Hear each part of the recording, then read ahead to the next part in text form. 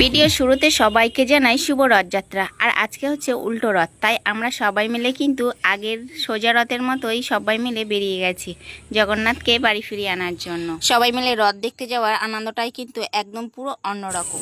আর এইখানের বাচ্চারা দেখো ছোট ছোট রথ নিয়ে কিন্তু বেরিয়ে গেছে, আর আমরা কিন্তু সবাই খুব আনন্দ করতে করতেই যাচ্ছিলাম। আর যেতে যেতে রাস্তার সাইডে দেখো কত সুন্দর সুন্দর ফুল ফুটেছিল, আমার তো বেশ ভালো লাগছিল। তোমাদের কেমন লাগছে ফুলগুলো কমেন্ট করে জানিও। কিন্তু আমাদের বাড়িটা থেকে কিন্তু জগন্নাথের মাসির বাড়িটা অনেকটাই দূরে, তাই আমাদের কিন্তু অনেকটাই হাঁটতে হবে, তাই একটু সকাল সকাল বেরিয়েছি সবাই মিলে।